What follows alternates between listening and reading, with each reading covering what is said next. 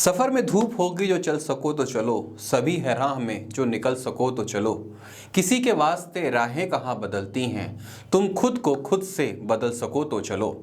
ये लाइनें मुझे बहुत प्रेरित करती हैं, इसलिए मैं इसका इस्तेमाल बार बार करता हूँ। मेरे सभी एस्पिरेंट्स को हेलो नमस्कार। छत्तीसगढ़ सीजीपीएससी के 100 डेज की स्ट्रेटजी के लिए लगातार मुझे मैसेजेस और फ़ोन कॉल्स आ रहे थे कि आने वाले 100 दिनों में प्रीलिम्स की तैयारी कैसे करें। लगातार मैसेजेस और फ़ोन कॉल्स को देख के मैं आखिरकार आपके लिए एक वीडियो लेकर आ रहा हूं कि अगले 100 दिनों में वो क्या स्ट्रेटजी होनी चाहिए जिसको फॉलो करके आप सीजीपीएससी का प्री आसानी से क्रैक कर सकते हैं। लेकिन स्ट्रेटजी शुरू करने से पहले कुछ बातें जो आपको याद रखनी जरूरी हैं। सबसे पहले तो ये जो सीजीपीएससी का प्रीलिम्स है इसमें आपका सामना उन टॉपर्स से भी होगा जो इसके पहले की पीएससी में सेलेक्ट हो चुके हैं और वो अपनी रैंक सुधारने के लिए फिर से इसमें बैठेंगे। तो इस बात को याद रखिएगा कि आपको मेहनत ज़्यादा करनी है। दूसरी सबसे बड़ी बात कि आपको अपने आप को ये विश्वास भी दिलाना है कि आप भी इस रेस में उतने ही तेज हैं जितने कि पिछले टॉपर्स या कोई और एस्पिरेंट। इसलिए आप अपने आप को किसी से कम मत मानिए। तो अपने आप को जब आप इस रेस में दौड़ते हुए पाएंगे तो आपका हौसला बढ़ा रहेगा और आप अपना परफॉर्मेंस बेहतर कर पाएंगे। इन सब के साथ आपको पिछले पिछले परीक्षाओं में जो प्रश्न पत्र आए हुए हैं उनको अपने साथ लेकर चलना पड़ेगा ताकि आप सीजीपीएससी की स्ट्रेटजी को समझ सकें कि समय समय पे कैसे सीजीपीएससी अपने ट्रेंड को चेंज करता रहता है।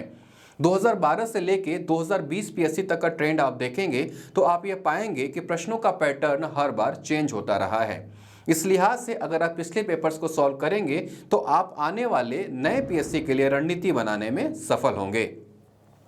अगला जो एक बहुत महत्वपूर्ण पोर्शन है वो है करंट अफेयर का। करंट अफेयर आपको डेली लेके चलना है। करंट अफेयर डेली लेके चलना है और डेली उसके कम से कम 10 एमसीक्यू भी सॉल्व करने हैं। तो इस तरह से अगले 100 दिनों में आप करंट अफेयर के 10 क्वेश्चन पर डे सॉल्व करते हैं तो लगभग 1000 क्वेश्चन आप सॉल्व कर पाएंगे। और आप जानते ही हैं कि करंट अफेयर का वेटेज प्रीलिम्स में बहुत ज़्यादा है। 2 पोर्शन होते हैं प्रीलिम्स के, एक छत्तीसगढ़ का पोर्शन और एक जीएस का पोर्शन। दोनों में ही 10 से 15 क्वेश्चंस करंट अफेयर के आते हैं। इतने में 100 में से 30 क्वेश्चन अगर करंट अफेयर के आते हैं और आप 25 या 25 प्लस बनाने में सफल हो जाते हैं तो आप औरों से कहीं ज़्यादा आगे रहेंगे। इस दौरान एक बात और ध्यान रखिएगा कि आप अगले प्रीलिम्स तक जब स्ट्रेटजी के हिसाब से अपने आप को तैयार कर रहे हैं तो किसी भी दूसरे एग्जाम की तरफ ध्यान मत दीजिएगा। इस दौरान हो सकता है कि कोई एग्जाम आए और आपका मन करे कि आप उस एग्जाम में पार्टिसिपेट करें, लेकिन उसके लिए आपको अपना टेम्पो चेंज करना पड़ेगा, आपको अपना सिलेबस चेंज करना पड़ेगा, आपको अपना रिदम चेंज करना पड़ेगा और इसकी वजह से आने वाली पीएससी में आपको नुकसान हो सकता है। इन सब के साथ एक चीज़ आप याद रखिएगा कि आपको रोजाना 6 से 8 घंटे की नींद लेनी ही है। न्यूनतम 6 घंटे और अधिकतम 8 घंटे। 6 घंटे से कम की नींद आप लेंगे तो आपका शरीर भारी भारी रहेगा और 8 घंटे से ज़्यादा अगर आप सोएंगे तो भी आप आलस का अनुभव करेंगे। ये दोनों ही स्थितियां आपके पढ़ाई में आपके लिए बाधा बन सकती हैं। और अंतिम बात यह कि आपको तनाव नहीं लेना है, क्योंकि आप तब तनाव लेंगे तो आप अच्छे से मेमोराइज नहीं कर पाएंगे और मेमोराइज नहीं कर पाएंगे तो आपका परफॉर्मेंस खराब हो जाएगा। आपको बस इतना याद रखना है कि इस वक्त सीजीपीएससी के प्रीलिम्स से ज़्यादा इंपॉर्टेंट आपके जीवन में कुछ भी नहीं है। तो ये तो बातें थी जो स्ट्रेटजी शुरू करने के पहले आपको बताना ज़रूरी था ताकि आप अपना हिम्मत और हौसला बना के रखें। तो अब हम आते हैं 100 डेज की स्ट्रेटजी पे। मैं अगर ये कहता हूं आपसे कि स्ट्रेटजी को किस तरह से फॉलो करें तो आपको अपने 100 डेज को 3 पार्ट में बांट लेना चाहिए, 40 दिन, 30 दिन और 30 दिन। तो ये जब 3 स्टेप में आप अपने टाइम टेबल को बांटेंगे तो आप ये पाएंगे कि आप अपने कोर्स को जल्दी कवर कर पाएंगे और आपको रिवीजन के लिए टाइम भी मिलेगा। तो शुरुआत करते हैं सबसे पहले 40 डेज को लेकर कि शुरुआती 40 दिनों में आखिरकार क्या किया जाए। देखिए, अगर आप सीजीपीएससी प्री 2021 की तैयारी कर रहे हैं तो मैं ये मान के चल रहा हूं कि पिछले 9 महीने जो बीते हैं उसमें आपने अपना कोर्स खत्म कर लिया होगा और अब जो 100 दिन बचे हैं उसमें आपको नए सिरे से या कुछ भी नया पढ़ने की ज़रूरत नहीं है। तो इन 40 दिनों में अब आप उन कोर्स को फिर से रिवीजन करिए जिसको आप अच्छी तरह से पढ़ चुके हैं। और इसमें आपको हर एक दिन कम से कम 2 विषय लेकर चलना हैगा। एक सब्जेक्ट को लेकर आप रोजाना मत चलिए, एक से ज़्यादा सब्जेक्ट का आप यूज़ करिए। आप उसको ऐसे बांट सकते हैं कि सीजी का पोर्शन आधा और आधा जीएस का पोर्शन। यहाँ पे ये भी याद रखिए कि इन 40 दिनों में आपको 6 से 8 घंटे की पढ़ाई प्रतिदिन करना ज़रूरी है, तब कहीं जाकर आप अपना सिलेबस कवर कर पाएंगे। और ये जो 40 दिन की स्ट्रेटेजी है, इसमें जब आप अपना कोर्स कवर कर रहे होंगे तो ऐसे बहुत सारे टॉपिक्स होंगे, बहुत सारे ऐसी बातें होंगी जो आपको याद नहीं हो रही होंगी। तो यहाँ पे आप अलग अलग कलर के हाइलाइटर का यूज़ करिएगा। अगर आपने अपने नोट्स बनाए हैं तो उन नोट्स में से ऐसे पॉइंट जो आपको बार बार पढ़ने के बाद भी याद नहीं हो रहे हैं, उनको अलग पेजेस में लिख लीजिए। तो ये जो छोटे छोटे पोर्शन है जो आपको याद नहीं आ रहे हैं, इनको आप अलग पेज में लिख लेंगे। तो जब भी आपके पास अतिरिक्त समय मिलता है, जैसे कि आप नहाने जा रहे हैं, या फिर जैसे कि आप नाश्ता कर रहे हैं, या आप सोने जा रहे हैं, या फिर आप कहीं बाहर निकल गए, आपको कुछ ज़रूरी काम पड़ गया, तो एक छोटा सा चिट बना के उसको आप जेब में रख लीजिए। और जैसे भी आपको 2, 4, 5 मिनट का समय लगता है तो आप एक बार उसको अपनी आंखों के सामने से गुजार दीजिए। तो ऐसा जब आप बार बार करेंगे तो देखेंगे कि आपको इन चीज़ों को जो आपको याद नहीं हो रही थी, उसके लिए आपको अलग से समय देने की भी ज़रूरत नहीं पड़ी, और वो चीज़ें भी धीरे धीरे जो है कहीं ना कहीं आपको याद होती चली गई। और जब इसी को आप बुक्स में पढ़ रहे हैं या नोट्स में पढ़ रहे हैं, तो जो चीज़ें आपको नहीं याद हो रही हैं उसको आप रेड या ऑरेंज कलर से हाईलाइट कर दीजिए, ताकि जब भी आप पेज पलटें तो आपको ये पता रहे कि ये जो पोर्शन है जो अलग कलर से आपने हाईलाइट किया है वो आपको याद नहीं होता है। चूंकि जो प्रीलिम्स है वो मल्टी ऑप्शनल रहता है, उसमें से 4 में से एक आपको चूज करना रहता है। तो इस तरह से जब अलग अलग कलर से आप उसको हाईलाइट करेंगे तो ऑप्शन देख के भी आपको याद आ जाएगा कि मैंने इस पोर्शन को अलग कलर से हाईलाइट किया था, और इस तरह से आप उस क्वेश्चन का आंसर दे पाएंगे। तो इन 40 दिनों में आपको छत्तीसगढ़ और जीएस को बराबर बराबर लेकर चलना है, और पर डे करंट अफेयर को भी कम से कम 1 घंटे तो देना ही है। और ये जो स्ट्रेटेजी रहेगी वो आप पर डे 6 से 8 घंटे की लेकर चल सकते हैं। अगर आपके अंदर अपने खुद की पोटेंशियल है तो आप इसको बढ़ा सकते हैं, लेकिन ऑन एन एवरेज 6 से 8 घंटे की पढ़ाई पर डे करना तो ज़रूरी है। तो ये शुरुआती 40 दिन है जिसमें आप उन पोर्शन को देखेंगे जो आपको याद नहीं आ रहे हैं। अब हम बात करते हैं सेकंड स्टेप की, जिसमें हम अगले 30 दिनों की स्ट्रेटेजी के बारे में चर्चा करेंगे। सबसे पहले तो देखिए, आपको यहाँ पे अब अपना रिदम फास्ट करना पड़ेगा। रिदम फास्ट करने का मतलब ये है कि अभी तक जो आप 6 से 8 घंटे की पढ़ाई कर रहे थे, अब उसको आपको बढ़ा के 8 से 10 घंटे कम से कम करना पड़ेगा। और अब नई चीज़ों को पढ़ने का समय नहीं रह गया है, क्योंकि आपके पास अब सिर्फ 60 दिन बचे हैं। तो ऐसे में कोई नई किताब आपको प्रेफर करता है, मार्केट से आपको कोई ये बोलता है कि उस किताब से क्वेश्चन ज़्यादा आ रहे हैं, तो अब आप अपने सिलेबस को पकड़े रहिए। आप अपनी किताब को चेंज मत करिए, अपने नोट्स को चेंज मत करिए, क्योंकि पिछली चीज़ें जो आपने लगातार कई समय से याद कर रहे हैं, अब सिर्फ 60 दिनों में उनको चेंज कर पाना संभव नहीं है। तो अभी तक जो आपने नोट्स बनाया है, जो आपने अलग अलग कलर से हाईलाइट किया है, जो शॉर्ट नोट्स बनाए हैं, या फिर जो अलग अलग पेजेस में आपने लिख रखे हैं, अब बार बार आप उसको रिवीजन करिए। मल्टीपल रिवीजन ही आपकी सफलता की जो आखिरी कुंजी है उसको मैं कह सकता हूं। नई चीज़ें पढ़ेंगे तो वो आपको याद नहीं होगी, और पुरानी चीज़ों को बार बार पढ़ेंगे तो वो आपको याद होती चली जाएगी। तो अगले 30 दिन का ये प्लान रहेगा कि आप जो चीज़ें पहले पढ़ चुके हैं और अब जो याद नहीं आ रही हैं, उनको आप अच्छे तरीके से याद करने की कोशिश करिए। और यहाँ पे अब आपको अपनी स्पीड बढ़ानी होगी, अपने पढ़ने का समय बढ़ाना होगा, और सब्जेक्ट्स भी बढ़ाने होंगे। शुरुआत के 40 दिनों में जो सिर्फ आप 2 सब्जेक्ट लेके चल रहे थे, अब आपको अपने सब्जेक्ट की संख्या बढ़ा के 2 से 4 करनी पड़ेगी, ताकि आपका कोर्स जल्दी कंप्लीट हो और आपका मल्टीपल रिवीजन हो, और इसके साथ आपके पढ़ाई के घंटे भी बढ़ाने होंगे। तो 40 दिन और 30 दिन ये हो गए 70 दिन। अब हम आते हैं लास्ट के 30 दिनों में कि उसमें आप क्या करेंगे। अब जब लास्ट के 30 दिन बचते हैं तो यहाँ से आपको मॉक टेस्ट सीरीज देना शुरू करना है, और साथ ही साथ जो 6 से 8 घंटे पहले स्टेप में, 8 से 10 घंटे दूसरे स्टेप में आप दे रहे थे, अब यहाँ पे आपको 10 घंटे से ज़्यादा की पढ़ाई करनी है।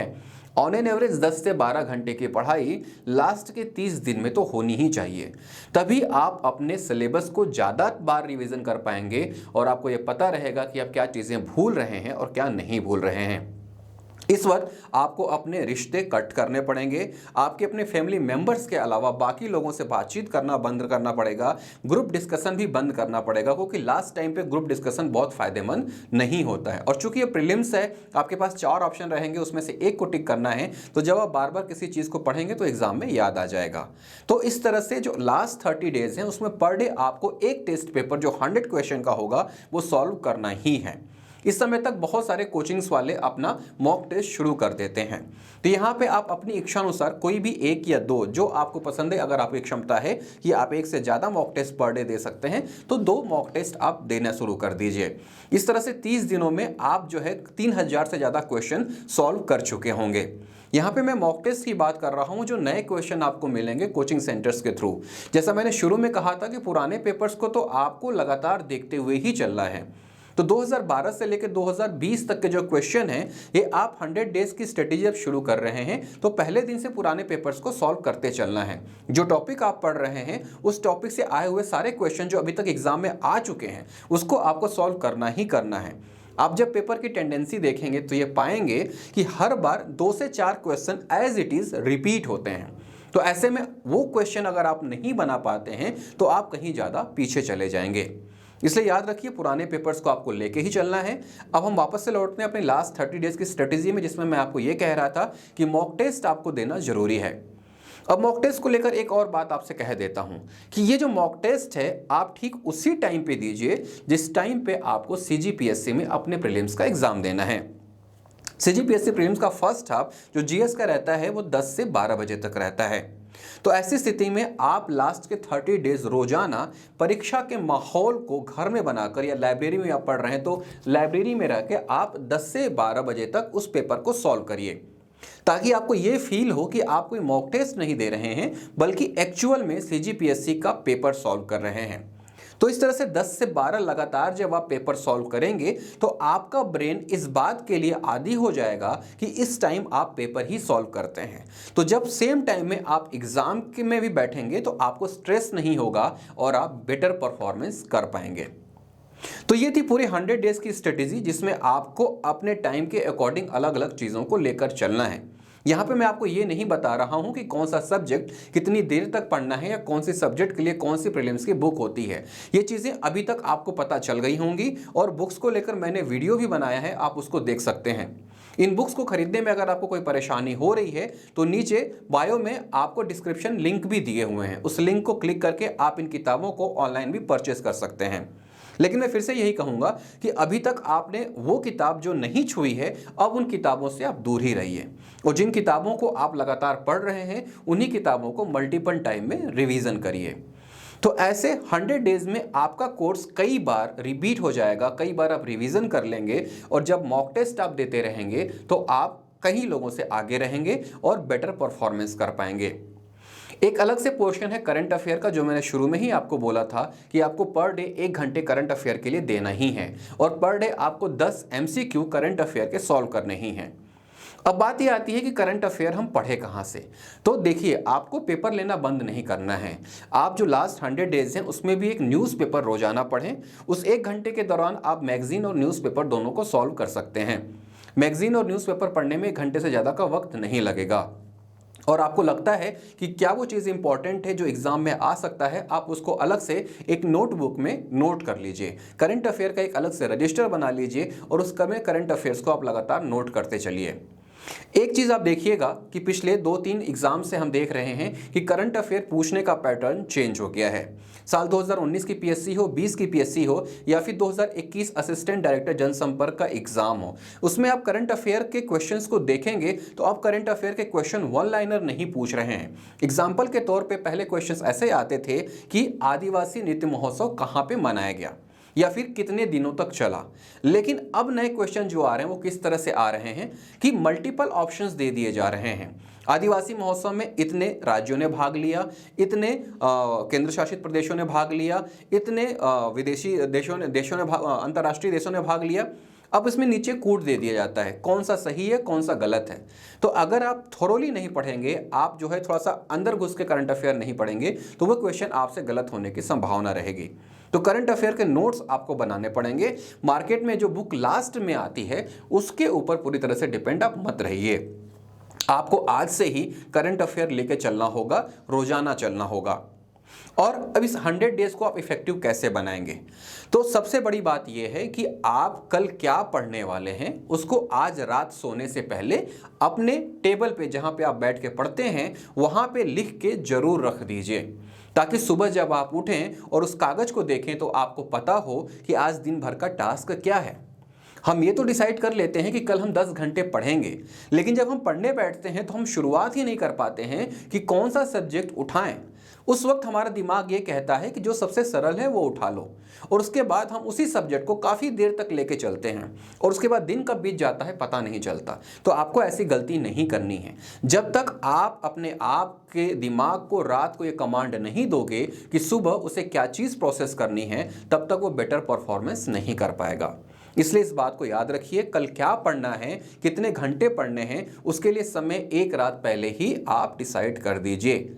स्टार्टिंग के 40 डेज में अगर आप 6 से 8 घंटे पढ़ रहे हैं तो वहाँ पे आपको लिखना पड़ेगा कि छत्तीसगढ़ का इतिहास आप 2 घंटे पढ़ेंगे, छत्तीसगढ़ का भूगोल आप 1 घंटे पढ़ेंगे, करंट अफेयर आप 1 घंटे पढ़ेंगे और भारत का इतिहास 3 घंटे पढ़ेंगे। तो इस तरह से जब आप समय बांट देंगे तो आपको पता रहेगा कि आपको पर्टिकुलर इसी टॉपिक पे और इसी समय पे स्टिक रहना है, तब आपका परफॉर्मेंस बेटर होगा। इस तरह से आप अपनी तैयारी को बेहतर तरीके से अंजाम दे सकते हैं। तो उम्मीद करता हूं ये जो स्ट्रेटजी है आप फॉलो करेंगे तो आपको निश्चित तौर पर फायदा होगा, क्योंकि मैंने इसी स्ट्रेटजी के अकॉर्डिंग अपने 2 पीएससी क्लियर किए हैं। और अगर आपकी अपनी स्ट्रेटजी भी आप इसमें ऐड करना चाहते हैं तो आप ऐड कर सकते हैं। देखिए, स्ट्रेटजीज बहुत सारी हैं और हर टॉपर की अपनी अलग अलग स्ट्रेटजी होती है, लेकिन उस स्ट्रेटजी से आप कुछ अपनी स्ट्रेटजी मिला के नया बना सकते हैं और वो आपके लिए फ्रूटफुल है तो आप उसको एक्सेप्ट कर सकते हैं। अब देखिए, क्वेश्चन ये भी उठ रहा है कि क्या इस दौरान हमें मेंस से पूरी तरह से अपना फोकस हटा लेना चाहिए? तो मेरा कहना है नहीं। जब तक आप प्रीलिम्स दे रहे हैं तब तक आपको मेंस से भी फोकस नहीं हटाना है। क्यों? क्योंकि ये जो सिंगल लाइनर या फिर क्वेश्चन डाटा जो आप तैयार कर रहे हैं उसमें आपको आपके मेंस के 2-2 नंबर वाले क्वेश्चन भी तैयार हो रहे हैं, क्योंकि मेंस के जो 2 नंबर के क्वेश्चन हैं वो पूरी तरह से फैक्चुअल होते हैं। तो यहाँ पे प्रीलिम्स में आप फैक्ट्स ही तो याद कर रहे हैं, और ये फैक्ट जब आप अच्छे तरीके से याद किए रहेंगे तो आप ये मान के चलिए कि आपके मेंस के 2-2 नंबर के क्वेश्चन ऑलरेडी तैयार हो चुके हैं। और यही 2 नंबर के क्वेश्चन जब आप मेंस के लिए प्रीलिम्स के बाद फिर से पढ़ना शुरू करेंगे और उसमें 1-2 डाटा और ऐड करेंगे तो आपके 4 नंबर के क्वेश्चन भी तैयार हो जाएंगे। तो ये जो आपकी पढ़ाई है ये आपके मेंस में भी काम आएगी। इसलिए आप ये मत सोचिए कि हम सिर्फ प्रीलिम्स के लिए ही पढ़ रहे हैं। तो आपको जो डाटा याद रहेंगे वो मेंस के लिए भी आपके लिए फ़ायदेमंद रहेंगे। इसलिए आप अपने नोट्स प्रॉपर बनाएं और प्रीलिम्स के बाद उसको कहीं दूसरी जगह मत रखें, बल्कि प्रीलिम्स के बाद फिर से उसका रिवीजन करें और मेंस के नोट में अगर आपने अलग से बनाया है तो उसको ऐड ऑन कर लें। अब करंट अफेयर का वेटेज जो है 20% तक है, या आपको पता है मिनिमम 20% है, इसके ऊपर भी चला जाता है, इसलिए उसको आपको ध्यान देना ही है। ज़्यादा से ज़्यादा MCQ आपको सॉल्व करने हैं। प्रश्न ये उठता है कि हम कब से कब तक के करंट अफेयर को पढ़ें? तो मेरा यह मानना है कि 1 जनवरी से लेकर 1 जनवरी 2021 से लेकर आपको एटलीस्ट 31 जनवरी 2022 तक का करंट अफेयर तो तैयार करना ही पड़ेगा। ऐसा माना जाता है कि 10 से 15 दिन पहले के करंट अफेयर नहीं पढ़े जाते हैं, लेकिन जो 31 जनवरी तक के करंट अफेयर आपको पढ़ने ही पड़ेंगे। और दूसरा ये है कि पिछले कई बार से हम ये देख रहे हैं कि फरवरी के 2nd संडे को एग्ज़ाम हो जाता है, तो इस अनुसार इस बार भी फरवरी के 2nd संडे को ही एग्ज़ाम होगा। तो आप अपनी तैयारी को उसी के अकॉर्डिंग आगे बढ़ा सकते हैं। तो करंट अफेयर आप 1 साल का कम से कम तैयार करिए, और मेरा यही कहना है कि आप अखबार को रेगुलर पढ़ते रहिए, अपने नोट्स बनाते रहिए। लास्ट टाइम पे जो मैगजीन्स आती हैं वो आपके पुराने करंट अफेयर के नोट्स को ऐड ऑन तो कर सकती हैं, लेकिन सिर्फ उन्हीं करंट अफेयर की मैगजीन्स को पढ़ के एग्जाम में सारे क्वेश्चन सॉल्व कर पाना मुश्किल है। ठीक है, अब हम बात करते हैं कि ओवरऑल ये 100 डेज की स्ट्रेटजी काम कैसे करेगी। तो देखिए, ये स्ट्रेटजी सबके लिए काम करे ये ज़रूरी भी नहीं है, और हर कोई इस स्ट्रेटजी को फॉलो करे ये भी ज़रूरी नहीं है। लेकिन मैं एज ए आपका इन्फ्लुएंसर ये कर सकता हूँ कि आपको मोटिवेट कर सकता हूँ कि आपने अभी तक कोई स्ट्रेटजी अगर नहीं बनाई है तो इस स्ट्रेटजी को फॉलो करके आप अपनी क्षमता को बढ़ा सकते हैं और आप अपने नॉलेज को बढ़ा सकते हैं। ध्यान रखिए, इस दौरान आपको अपने खाने पीने और अपनी सेहत का ख्याल रखना ही है। आप ये मत सोचिए कि सुबह उठ के अगर आप आधे घंटे योगा कर लेते हैं तो आपके पढ़ाई का आधा घंटा वेस्ट हो जाएगा, बिल्कुल भी नहीं। वो आधे घंटे अगर आप योगा करते हैं तो आपके ब्रेन को जो रिलैक्सेशन मिलेगा, आपकी बॉडी को जो ऑक्सीजन मिलेगा, वो आपके काम करने की क्षमता को कई गुना बढ़ा देगा। तो आप कम भी पढ़ेंगे तो आपकी क्षमता ज़्यादा रहेगी। अगर आप रात को जंक फूड खाते हैं तो आपको सुबह नींद जो है देर तक आएगी, आप जो है अपने आप में भारीपन महसूस करेंगे और आपका पढ़ने का मन नहीं करेगा। तो पढ़ाई के साथ आपका खाना पीना और आपकी सेहत, ये दोनों भी जुड़े हुए हैं। इसलिए अगर आप वॉकिंग करते हैं तो करते रहिए, योगा करते हैं तो करिए, जिम भी करते हैं तो करिए। इन सब के लिए आपको अपना जो रूटीन है वो चेंज करने की ज़रूरत नहीं है। लेकिन पढ़ाई के लिए समय कैसे निकालना है वो आपके ऊपर है।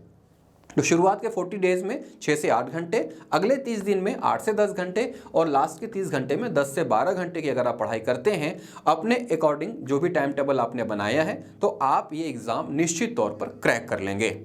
उम्मीद करता हूँ ये स्ट्रेटजी आपको पसंद आएगी और आप स्ट्रेटजी में कुछ और भी ऐड ऑन कर सकते हैं तो करिए। कुछ नई चीज़ें बताना चाहते हैं तो मैसेज बॉक्स के थ्रू मुझे ज़रूर बताइएगा। मैं कोशिश कर रहा हूँ आप लोगों की हेल्प करने की, क्योंकि मैंने भी जब CGPSC देना शुरू किया था तो मुझे इस तरह की परेशानियाँ आई थी और फाइनली इस तरह की स्ट्रेटजी खोज पाना काफ़ी मुश्किल था। तो उम्मीद करता हूं ये स्ट्रेटजी आपको पसंद आएगी। मेरी यही दुआ है, पढ़ते रहिए और सेलेक्ट होइए। आपको हार नहीं माननी है, आगे बढ़ते रहना है। Thank you.